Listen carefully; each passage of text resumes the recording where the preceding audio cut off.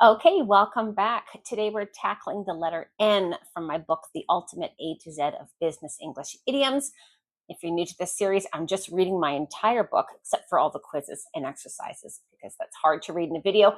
And I'm going through it letter by letter. Today we're tackling N. If you have the book at home, we're on page 84. Again, if you're new to this series, at the very end of this episode, I'll give you a quiz and a dialogue to make sure you've locked in learning of all these essential business English idioms, starting with N. Let's jump in. Okay, let's jump right in. For those of you who have the book at home, again, we're on page 84. If you don't have the book, I'll put the link down below in the description. If you don't have the book, no big deal. I'm putting the entire page of the book up on the screen here so you can follow along. So the first one we're taking a look at is nail down. I'm going to read you the meaning and some examples, and then we'll dive a bit deeper into each of these idioms.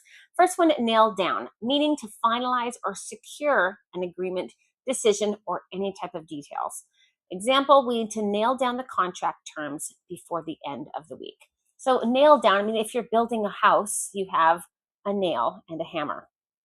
And when you hit that hammer on the nail, that nail is going into the wood or whatever you're hammering down. So to nail down means to secure, to fix, to make something concrete. This is exactly how we use it in business English. I need to nail down the dates of the contract signing. I want to go on vacation, but I haven't nailed down the exact dates yet or details, so I haven't asked for time off. We need to nail down the budget for next term. We need to nail down who we're inviting to the corporate event. It just means to secure or fix something. Really common, very useful. Think about nail down is if you have to meet with someone. Let's nail down a time next week to have a meeting. So it just means with a nail and a hammer, we're going to secure it. Nail down is incredibly useful. Fantastic. If you don't use this, you need to use it. It's great. It's great. Very useful. Next one also has nail, and it's totally negative. It's totally negative. It's nail in the coffin. This is quite dark. So a coffin is the box you put a dead body in. Okay, you're following me? Now, a nail in the coffin, I suppose older coffins or in certain places, you put a nail in a coffin, which really you have a coffin with the body inside. This is a horrible idiom. Gosh, we use this idiom so much. And we actually, native English speakers don't actually think about the etymology or where this comes from. But I'm sure you have very similar idioms in your language. So nail in the coffin just means you have a coffin. There's a body inside. And a nail in the coffin is a nail securing the lid of the coffin. It's not, the idiom sounds dark. It's actually not really dark. The nail in the coffin is very similar to the final straw. It just means that last one thing, boom, that nail in the coffin, that ruins or destroys something. Let me read you the meaning and example here. Okay, nail in the coffin, an event or action that leads to the failure or end of something. Very similar to final straw. Final straw is more like you're frustrated, and then that was the last moment and you will not continue with something. And nail in the coffin is that one last action or event that ruins something or that causes failure. Let me read you an example here. The loss of their biggest client was the nail in the coffin for the company. Okay, so a company is struggling. They're struggling. They cut staff. They're still struggling. They're not making ends meet. They take a loan. They're still struggling. Struggling means not doing very well. They get some investors. It's not working. They try rebranding. It's not working. Okay, well, their last client left them. That was the nail in the coffin for the company. After that last event, the company died, basically. It's over for the company. So nail in the coffin is that one last event or action that ruins something. I'm in an interview. I'm interviewing. I couldn't answer one question. That wasn't very good. I could see on their faces they didn't like that. Okay?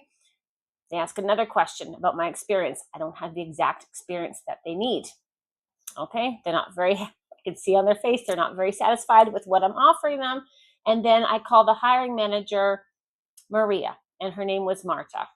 Well, that was the nail in the coffin for my interview. That was the nail in the coffin for any chances of me getting a job. That final event, that final action of me calling the interviewer the wrong name did it for me. So this is what it means, nail in the coffin. Very useful. Next one is nail it. We're still with nail. This is the last one with nail. Next one is to nail it. And this is pretty new. This is really common. If you nail something, You did it spectacularly. You did a great job at something. How was your interview? I nailed it. I watched your presentation. You nailed it. So to nail something means you do it to the highest ability or level. I'll read you the meaning and example here. Nail it, to do something perfectly or successfully. She nailed her presentation and impressed the entire board. So prepping for an interview, you want to go through and practice, go through some chunks of words, go through your techniques, go through the STAR technique for answering questions, and hopefully you will nail it. You talk to your friend after your interview. How was the interview? I think I nailed it, or I'm not sure I nailed it. Oh, I made quite a few mistakes. For sure, I didn't nail it.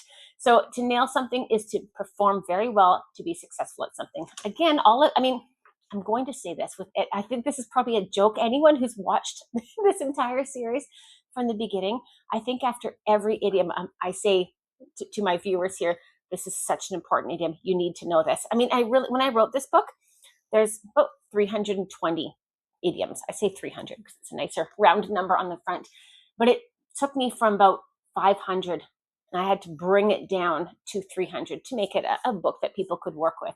And it was really, really hard because there's so many idioms we use worldwide all the time, but Nail It is very useful. Again, global English. You can use this across the English-speaking world, across the world anyway.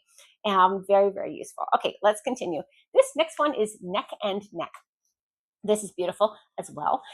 Neck and neck means two things are neck and neck. So imagine a race, a marathon, and you have two very strong racers and they're running, and literally they're neck and neck. My neck is not any further ahead than the other person's neck. And this is what it means. If someone's neck and neck, or your company's neck and neck with another company, it means you're at the same level. Let me read you the meaning and example. Neck and neck, very close in competition or in a race. The two companies are neck and neck for market leadership. So if you have a competitor and you're pretty much the same in your market share, in your product, in how you work and how you function, you can say we're neck and neck. You're not above them or below them, you're neck and neck. Or if you work in HR and you need to bring in some new candidates, and you have candidate A and candidate B, and oh gosh, these two are really neck and neck, meaning that they're at the same level in this competition, in this race for the position, and they're neck and neck, which means one is not above the other. So neck and neck. This works very well when maybe you need to find a new supplier in your company. Maybe you need to hire someone in your company. Maybe you need to decide which job you want to accept. Maybe you've been given two job offers. Isn't that nice? But if you're kind of weighing your pros and your cons, you're balancing which one you want to go with. If they're kind of balanced, we will say they're neck and neck, which makes something difficult for you to make a decision if you need to find a clear winner. Couple idioms here that we've nailed in the coffin, new blood.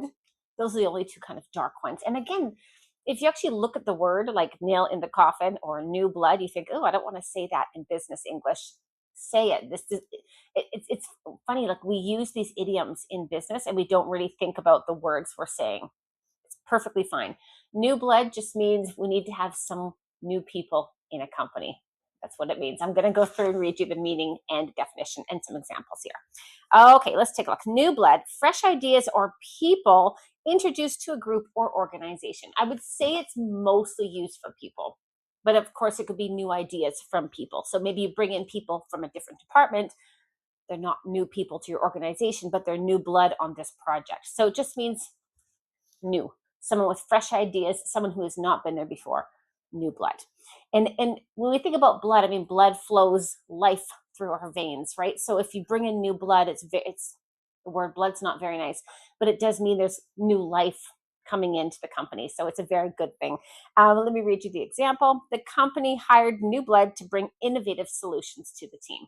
So you have a great company, things are going very well, and people have all been there maybe 5, 6, 7 years. You have a loyal staff, morale is very high, but your company's not innovating because everyone's been there for so long. You're doing things the way you've always done them. There's no fresh ideas. There's no new people coming in. You know what? Let's bring in some new blood. And by bringing in some new blood, new people, they bring with them different experience from different industries, different ideas, innovative solutions, different ways of thinking. This is what it means, new blood. So And again, if you're working for yourself and you're trying to secure some clients, saying, listen, I see you're working very well with what you do. It might help you by having some new blood in on this project, meaning they've been with their partner, their service provider for multiple years. Things are okay, but you're trying to pitch to them why they should go with you for your service or your product.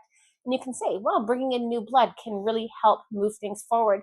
I am new, bring me in, meaning I will bring in a breath of fresh air, new life to your company, to your project, to your team. It's very useful, new blood. Next one here I have is nip it in the bud. Now, nip it in the bud. This is fantastic. If you think of nip it in the bud, this is kind of like it would be as a flower blooms. That's a bud before a flower blooms. On a branch, you have a little circle that's green. That's the bud. And if you nip it in the bud, it means before something grows into a flower or a weed, you're going to nip it. You're going to take it off. So what this means in English, if you see there's some small problem, like a bud, again, on a branch, you're going to have a little bit of green circle before that opens up into a flower. Okay, that's a bud. So if you see on a branch, on a tree, and you see that small little green circle, that's a problem. That's a small problem. Take it off, deal with it before it grows and gets bigger. This is exactly what nip it in the bud means. This is used, oh my gosh, everywhere so often. When you identify a problem, a risk, this is mitigation. This is understanding that's a risk. Let's nip it in the bud. Let's deal with it now while it's small before it gets bigger. Okay, I'm going to say, if you don't know this, you need to know this because you need to know all these idioms in this book. These are all key for business English. There's not a single idiom in this entire book or series that you do not need to know if you work in business English globally. But nip it in the bud is in the top 50, 100%. Really, really common, very useful. Let me read you the meaning and example from my book. Nip it in the bud to stop a problem before it becomes bigger or serious. Okay, we need to nip this lax behavior in the bud before it affects the entire team. Lax, if you don't know lax is the opposite of strict. So if you find your staff is coming in a little bit late, not meeting their KPIs, not meeting their deadlines, taking meetings as optional, that's lax behavior. That's lax behavior. So, okay, we're aware of this. We've noticed there's some lax behavior in the team. We have to nip it in the bud before it becomes the norm, before it becomes a serious problem. So deal with something small before it becomes bigger. Or our logistics partner continually is delivering late, or every shipment has something damaged. Okay, well, nip this in the bud now before this becomes bigger and bigger and becomes a serious problem where we're losing business, where we're losing clients. Incredibly important. Again, I do read and reply to all the comments on my videos. So if you want to use any of these idioms, go down below to the comments, use them in a sentence, and I will look and I'll make sure that you're using the idiom correctly. Okay, next one here, no-brainer. Oh, I love this one. I love this one. This is no-brainer is a no-brainer. And it means you don't need a brain to understand something. That's all it means. This is a beautiful one. This is fantastic. I mean, I wouldn't use this at a corporate event. Well, actually, I would. Depends on your industry. If you've been following me for a while, you know that I'm a strong believer that business English is not overly formal, and it's definitely not overly informal. It's right in the middle and a mix of them. So I would say 90% of business situations, no-brainer is fine to use. It just means it's obvious. Let me read you the meaning and example here. No-brainer, a decision that's obvious or easy. Choosing the lower price supplier was a no-brainer for the procurement team. Okay, no-brainer, a very, very easy decision. They didn't have to think about it. So you need to make a decision at work. It's very clear for you what is the best option, which route is the best for your company, who to go with, what to do in a situation. This is a no-brainer, no problem. This is perfect. Or again, you're interviewing and you have two candidates and one is far above another candidate. They're not neck and neck. So who should we go for? Oh, this is a no-brainer. We have to go for candidate A. Or candidate B, it's a no-brainer. We're not going to go with him. He just does not cut it. Cut it means to be at a sufficient, acceptable level, if you don't know that one.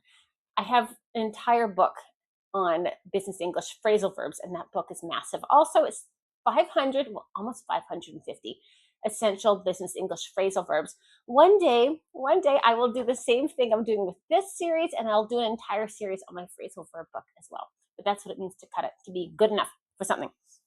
Anyways, so no-brainer is something when it's just obvious and you don't really have to think very much about anything. So should we meet with the client while they're in town? Yeah, that's a no-brainer. We haven't seen them for 6 months. We do need to bring them in and take them out for dinner. A no-brainer. Or should we go with this new supplier? Yeah, absolutely, it's a no-brainer. They offer a lower rate than our current supplier, and they offer better service. So it's a no-brainer for me. So this is a fantastic one. Okay, we've got 3 more to go in the end section here. Then we'll go into the quiz to make sure you've locked in learning of these essential business English terms, well, idioms, starting with the letter N. Okay, this next one here I love. Oh gosh, I love all of these. They're all fantastic. If you are new to this series, you know that I wrote this book because I could not find a good resource of idioms for my students who worked in global business English. I just couldn't find a book of idioms that were used in business, not exclusively, but a book that was not just all idioms, just focused on business English, the idioms we use globally, not just in America, not just in the UK, globally. And not old idioms. Some idioms we just don't use anymore. And they should not be taught to students because you're going to sound dated. You're going to sound out of touch. So this is why I wrote this book. So I do love every idiom in it because I chose every idiom to put into it. Anyways, this next one is fantastic. No strings attached. Think of a puppet, a marionette. They dance around. There's strings attached to their head and their hands, and the person on top controls those strings, moves the puppet. Now, no strings attached means there are no strings. They're cut. There's no strings. This operates on its own. So we use this when we give someone something. We give them a benefit. We give them a gift. We treat them to a service. We treat them to something, and they're under no obligation or commitment to us whatsoever. So nothing has to be reciprocated. Nothing has to come back. I'm going to read you the meaning and example here. No strings attached, without conditions or obligations. The company gives me a lot of perks with no strings attached. Perks are like benefits. So for example, if my company gives me a bonus at the end of the year for meeting my KPIs, there are strings attached. If I don't meet my KPIs, I don't get that bonus. This is not what it means. There's no conditions, there's no obligation with no strings attached. So my company gives me a discount on transportation. I get to use a company car. I get free gym membership. No strings attached. This means even if I don't perform well at work, I still get this benefit. I still get this perk. So no strings attached means I'm under no obligation for anything to receive this benefit or perk. Or I want to take you out for lunch to thank you for working together for so many years. No strings attached. I'm not asking you to sign a contract to work with me next year. I just want to say thank you. You're under no obligation. There's no commitment. I just want to say thank you. So when you do something for someone, give something to someone, and you're just giving it to them, or you're doing something for them, but you don't expect them to reciprocate. You don't expect them to do anything back to you. They're under no obligation to do anything. You say this, no strings attached. It's great. It's great. Next one is not going to fly. Now, not going to fly. If something is going to fly, it's going to fly. It's going to move. It's going to be seen. It's going to fly and move forward. If something's not going to fly, it is, you're going to make a paper airplane and you're going to go like this and it's going to fall right to the ground. So this is a very easy idiom to understand and wrap your head around. Wrap your head around means understand. That's in W, by the way. And it means something will not be accepted. Something will not continue successfully. It's just going to fall as soon as you launch it. Let me read you the meaning and example. Not going to fly. Something is not likely to be successful or accepted. Example, the proposal isn't going to fly with management unless we make big changes. So your department has a proposal for management. Maybe your department needs to expand. They need a bigger budget. You put together a proposal and you kind of show the proposal to your colleagues saying, I think this is pretty good. What do you think? This is not going to fly. you're not putting enough in here to convince them. You're going to launch your proposal and it's going to fall down. It's going to be shot down. As soon as you launch it, it's not going to fly. It won't be accepted. It will not be successful. Or I'm new at a company and I've been at the company for 2 months. Now I want to take a 3-week holiday. I'm going to talk to HR saying, listen, I need to take a 3-week holiday. Sorry, that's not going to fly. You've only been here for 2 months. It's not going to be successful. Your pitch to get time off, your request to get time off, it's not going to be accepted. So not going to fly means it's not going to be accepted. It's not going to be successful. We use this a lot with excuses. So I forgot to send the report to the client. I'll tell them my internet was down. That's not going to fly. They were talking with Tim in finance all afternoon. That's not going to fly. That won't be successful. That excuse will not be accepted. This is this is used a lot when it comes to excuses. If someone has an excuse, someone has an idea, and you know that is not going to be successful or accepted, their idea, their excuse, it's not going to fly. This is how we use it. Okay, and very last one here, nothing to write home about. Again, this is another idiom that's quite an older idiom, but we use it all the time now. It's still very, very relevant. If something is not impressive, it's nothing to write home about. Meaning I would not write my mother or father, this was the most amazing pizza I've had all week. No, it's nothing to write home about. It's nothing to report on. This is what it means. So if something's just kind of meh, it's not great. You're not saying it's bad, but it's just right. It's not even satisfactory. It's just kind of at the level of meh, like okay. It's nothing to write home about. So how was your first week of work, the new job? Nothing to write home about. It's just a job. If you don't like your job, it's just okay. Nothing great, nothing fantastic. Let me read you the meaning and example here. Nothing to write home about, not particularly exciting or impressive. The conference was fine, but nothing to write home about. Right? So your colleague is off at a conference for 3 days, comes back, hey, how was the conference in Boston? Nothing to write home about, just a boring old general conference, nothing to say. So when a situation happens and you have no positive input, nothing even negative, definitely nothing positive, nothing to write home about. So the client, how was the new client that you went for a tour of the client's new warehouse? How was it? Nothing to write home about, just average warehouse, nothing I've ever not seen before. So nothing to write home about means nothing. Okay, we're here at the end of this video and we're going to do the quiz. Now in the book, if you have the book at home, there's multiple quizzes for every single letter. And after a chunk of letters, there's 3 pages of quizzes and there's a massive quiz at the end. It's hard learning new vocabulary. It's hard. So you're going to learn an idiom. You're going to hear me say the idiom. You're going to read the idiom. I always tell students you need to kind of touch new vocabulary 5 times. You need to hear it. You need to read it.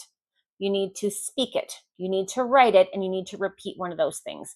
And that helps you lock in your learning. So this is why when I come to this series where I'm reading through my book, I try to give as many examples as possible. I try to really attach the idiom to situations that maybe you're familiar with. This is going to help, but please, if you have a pen at home, or write down these idioms. I find if you just copy and paste it into a file, that's a little bit too passive. At least just if you're filing these idioms on your computer, write them out. You really have to work with this vocabulary to remember it. It's pretty tricky.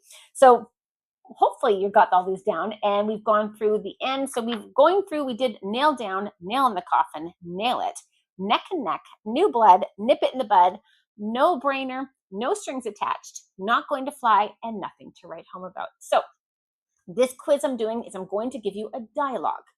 And in this dialogue is going to have basic vocabulary that can be replaced by one of those idioms starting with N. You have to think of, oh, what idiom did I just learn that could replace that word? So by doing this, you're going to lock in learning and know when you could be using these idioms in replace of basic English. Let's go ahead. So this dialogue here is declining a pitch. It's a conversation between Mitch and Yana. Okay, Mitch says, hi, Yana. I really think we could be on par. On par means at the same level. I really think we could be on par with the best corporate event planners in the city if we collaborate. With your creativity and my business know-how, it's a simple move. Okay, so on par, at the same level, and a simple move. Think of idioms that could replace those two. Yana replies to Mitch. I appreciate that, Mitch, and you definitely did an incredible job on your pitch today. Incredible job. Think of an idiom that means someone did an incredible job on something. But this isn't the right fit for me now. Taking on something this big would be the end for my work-life balance. Something that will be the end of something, the failure of something, for my work-life balance. Mitch replies, but if we bring in new staff, we can manage the workload. Let's secure a plan and go for it. So if we bring in new staff, what's an idiom for new staff? Let's secure a plan and go for it. Secure a plan. What does it mean to secure something? Think of an idiom starting with N that means secure. Yana says, I get the excitement, but I need to stop this before we continue. My focus is on my current projects. Stop something before it continues. Mitch replies, I understand. Thanks for hearing me out. Yana replies, of course. Good luck. You've got some great ideas. Okay, that's a fantastic dialogue right there. And it's a fine dialogue, but we really can level it up by replacing these words in bold with idioms. Okay, let's see how you did. So now I'm going to go through and read this dialogue for you with the idioms, and hopefully you can hear how strong this business English is by replacing those simple words. Okay, here we go. Hi, Yana. I really think we could be neck and neck with the best corporate event planners in the city if we collaborate. Neck and neck, on par, at the same level. With your creativity and my business know-how, it's a no-brainer. It's a no-brainer. It's an easy solution. It's an easy choice. Yana responds, I appreciate that, Mitch, and you definitely nailed your pitch today. Your pitch was fantastic. You did a great job on your pitch today. But this isn't the right fit for me right now. Taking on something this big would be the nail in the coffin for my work-life balance. It would be the end of my work-life balance. Mitch says, but if we bring in new blood, we can manage the workload. Bring in new blood, new people, new staff, new ideas. Let's nail down a plan and go for it. Nail down, let's secure a plan and go for it. Yana responds, I get the excitement, but I need to nip this in the bud. My focus is on my current projects. I need to stop this before it goes too far. I need to stop you before we continue. My focus is on my current projects. I'll have to circle back to you on this. Mitch says, I understand. Thanks for hearing me out. Yana says, of course. Good luck. You've got great ideas. Okay, there you go. You did it. So hopefully you were able to find which idioms could replace those basic words. Hopefully you enjoyed this series, and I'll see you back for the next letter. Thank you for joining me.